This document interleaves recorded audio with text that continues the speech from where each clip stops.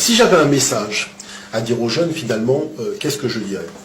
Je dirais que la possibilité d'exister en dehors de ce que l'on est, c'est une impossibilité mathématique.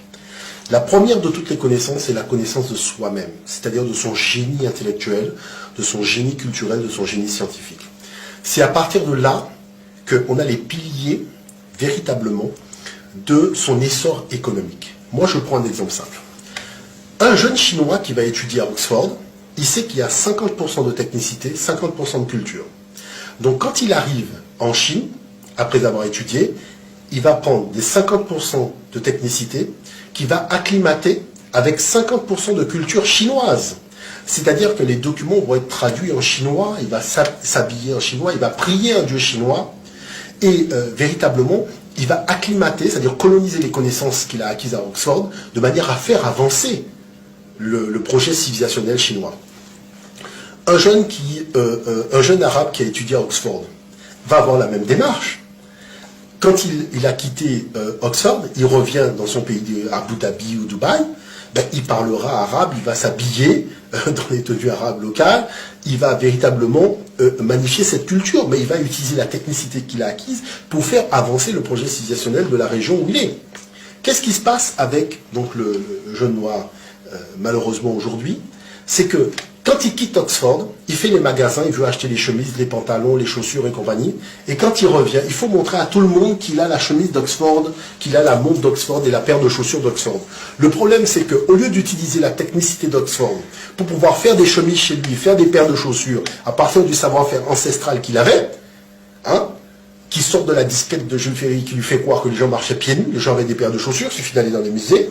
Ah ben, qu'est-ce qui se passe? Il va vouloir acheter une paire de chaussures d'Oxford, quitte à la commander par Internet, plutôt que d'utiliser le savoir-faire local, vu qu'il a la technicité, de manière à créer un poste économique à partir d'un savoir-faire, un background culturel qu'il a, pour faire en sorte que dorénavant, on puisse créer une alternative, c'est-à-dire un choix nouveau dans la gamme des paires de chaussures qui seront mises à disposition à travers le monde, c'est-à-dire développer un savoir-faire qu'il avait de par sa tradition, et moderniser ce savoir-faire pour en faire un poste économique. Voilà le fond du problème.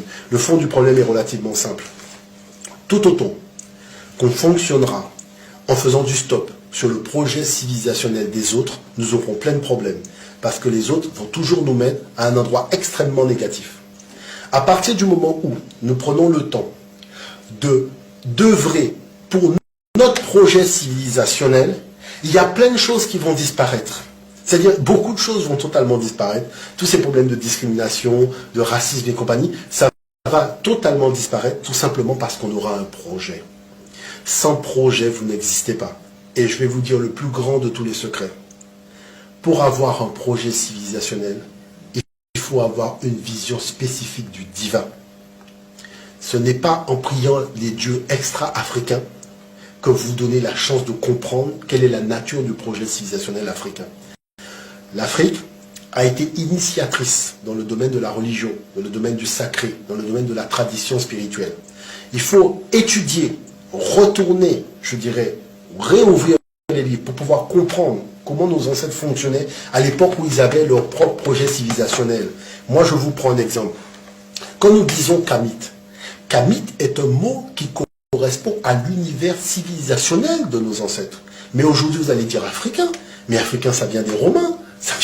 Est-ce que vous voyez ce que je veux dire? C'est-à-dire les termes que vous allez utiliser. Nègre, noir.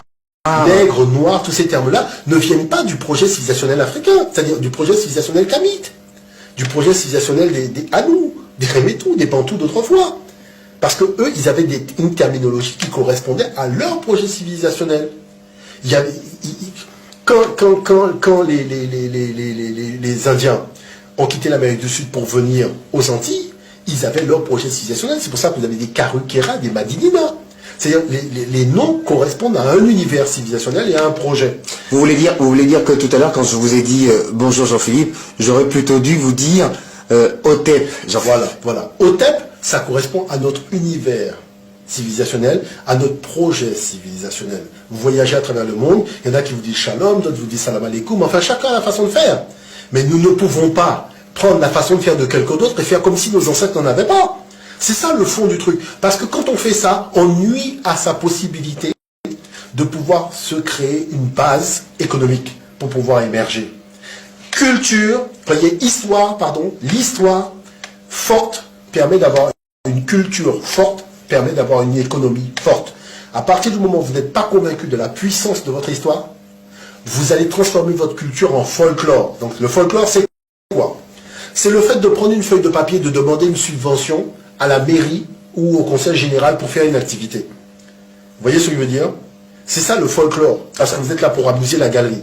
Mais de ça, il n'y aura pas de poste économique qui sera créé. La culture, les Américains ne savent pas faire la cuisine. Ils font McDonald's. C'est voilà comment ils transforment un élément culturel qui est pourtant une déficience chez eux en un immense poste économique mondial. Vous voyez?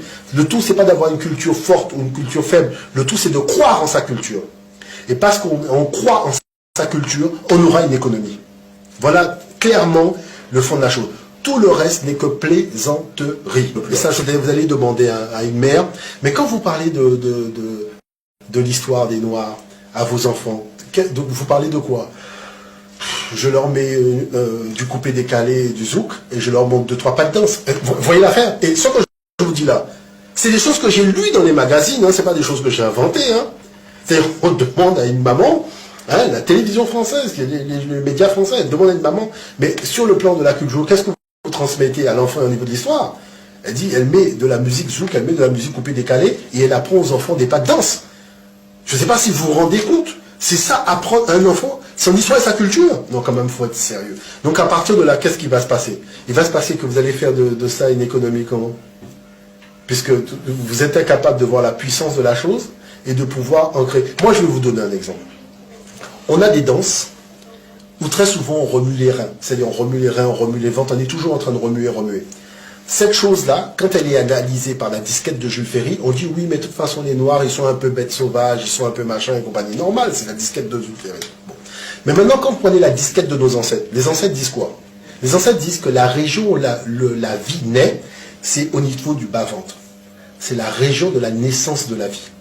Le fait de remuer dans le sens donc de la rotation des planètes et de l'univers, ça fait que on célèbre le lieu de la naissance de la vie.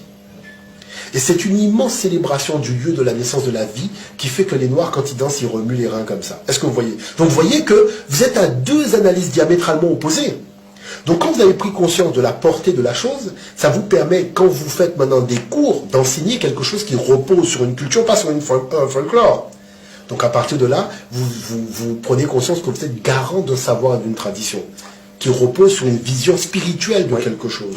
Donc ça veut dire que vous ne pouvez pas laisser à d'autres venir enseigner quelque chose qui repose alors qu'ils ne sont pas issus de cette tradition. Est-ce que vous comprenez ce que je veux dire par là? Donc ça veut dire que, tout simplement, on a des problèmes qui sont des problèmes, ce que je comprends, sociaux et tout ce que vous voulez, mais ces problèmes-là, nous nous déplaçons avec un monde où ces problèmes ne sont qu'artificiels, c'est-à-dire qu'on nous a créé un monde qui en réalité n'existe pas. Quel est le monde qu'on nous a créé? On nous a créé un monde dans lequel les Noirs n'ont rien inventé, dans lequel les Égyptiens n'étaient pas noirs, dans lequel l'Afrique n'a rien apporté à la civilisation. Et on se déplace avec ce monde-là, et on pense que ce monde-là correspond à la réalité. Nous devons enlever ce monde et le remettre aux gens qui nous ont bâti un monde artificiel parce que ce monde n'existe pas.